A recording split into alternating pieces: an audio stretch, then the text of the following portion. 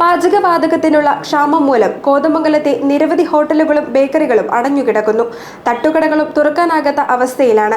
പാചകത്തിന് വിറക് ഉപയോഗിക്കുന്ന ഹോട്ടലുകളാണ് ഇപ്പോൾ പ്രവർത്തിക്കുന്നത്. പാചകവാതക ക്ഷാമം ഹോട്ടൽ മേഖലയെയാണ് ഏറ്റവും പ്രതികൂലമായി ബാധിച്ചത്. പിടിച്ചു നിൽക്കാനുള്ള ശ്രമത്തിൽ പലരും പരാജയപ്പെട്ടു. ഗ്യാസ് ലഭ്യത സാധാരണ നിലയിലെത്തുന്നതുവരെ അടച്ചിടാൻ നിർബന്ധിതരായ ഹോട്ടലുകൾ ഏറെയാണ്.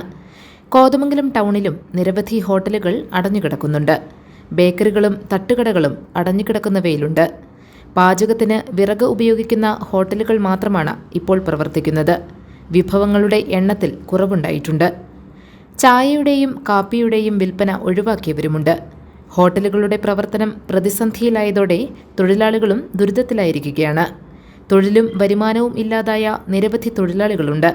അവരുടെ കുടുംബങ്ങളും സാമ്പത്തിക ബുദ്ധിമുട്ടിലായി. എത്ര നാൾ പ്രതിസന്ധി തുടരും എന്ന ആശങ്കയിലാണ് തൊഴിലാളികൾ. ഈ ഗ്യാസിൻ്റെ ലഭ്യതക്കുറവ് ഹോട്ടലിലെ മുതലാളിമാരെ മാത്രം ബാധിക്കുന്ന കാര്യമല്ല. ഹോട്ടലിൽ ജോലി ചെയ്യുന്ന ഒരുപാട് പേരുണ്ട്. പാചക തൊഴിലാളികൾ, ഹെൽപ്പർമാർ, പിന്നെ അല്ലാതെ ക്ലീനിങ് സ്റ്റാഫ്, അവരെ ഒക്കെ കുടുംബങ്ങളെല്ലാം ബാധിക്കുന്ന ഒരു സംഭവമാണ്. എന്നെ സംബന്ധിച്ച് ഞാനും എൻ്റെ 5 അംഗങ്ങളുള്ള കുടുംബവും ഈ വരുമാനം കൊണ്ടാണ് കഴിഞ്ഞു പോകുന്നത്. അത് ഒറ്റയടിക്ക് ഇല്ലാതായി പോകുമ്പോൾ എൻ്റെ കുടുംബത്തിനെ മൊത്തത്തിൽ ബാധിക്കും. ഇതുപോലുള്ള നിരവധി ആളുകൾ ഒരുപാട് പ്രതിസന്ധികളിൽ പെടുന്നുണ്ട്. അത് വലിയ പ്രശ്നമാണ്. ഇത് മാത്രമല്ല, ഈ ഹോട്ടലിലേക്ക് സാധനം സപ്ലൈ ചെയ്യുന്ന സ്ഥാപനങ്ങളുണ്ട്.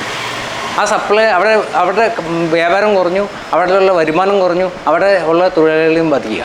അങ്ങനെ ഒരു സർവത്ര പ്രശ്നമായിട്ട് നിൽക്കുന്ന ഒരു അവസ്ഥയാണ് നിലവിലുള്ളത്. ഒരു ഹോട്ടൽ ഓണറെ മാത്രമായിട്ട് ബാധിക്കുകയല്ല ചെയ്യുന്നത്. മൊത്തത്തിൽ പൊതുവായിട്ട് സമൂഹത്തിനെ മാത്രം ശരിക്കും സാമ്പത്തികമായിട്ട് ബാധിക്കുന്ന ഒരവസ്ഥയാണ് നിലവിൽ ഉള്ളത്. ഹോട്ടലുകൾ വിറകിനെ കൂടുതലായി ആശ്രയിക്കേണ്ട അവസ്ഥ വിറക് വിൽപ്പനക്കാർക്ക് അനുഗ്രഹമായിരിക്കുകയാണ്. വിറകിന്റെ വില കുത്തനെ വർദ്ധിപ്പിച്ചിട്ടുണ്ട്. ഇരട്ടിയിലേറെയാണ് വില വർദ്ധിച്ചത്. ഇതുമൂലം ഹോട്ടലുകളുടെ പ്രവർത്തന ചെലവും ഉയർന്നിട്ടുണ്ട്. നേരത്തെ 2000 രൂപയ്ക്ക് കിട്ടിക്കൊണ്ടിരുന്ന വിറക് ഇപ്പോൾ 4000-4500 ഒരു ആപ്പ വിറകിൻ്റെ റേറ്റാണ് ഞാൻ. നിലവിൽ തന്നെ സാധനങ്ങളുടെ വില കൂടിക്കൊണ്ടിരിക്കുകയാണ്. അതിൻ്റെ കൂടെ തന്നെ ഈ ഗ്യാസിൻ്റെ ലഭ്യതക്കുറവും വിറകിൻ്റെ വില കൂടുതലും ഈ സ്റ്റാഫിൻ്റെ ഷോർട്ടേജും എല്ലാം കൂടി ഇത്തരം സ്ഥാപനങ്ങൾ എന്തായാലും ആസന്ന ഭാവിയിൽ തന്നെ നിലനിൽപ്പ് തന്നെ ബുദ്ധിമുട്ടാവും. പൊട്ടിപ്പോകുന്ന ഒരവസ്ഥയിലേക്ക് വരും ഉറപ്പായിട്ടും.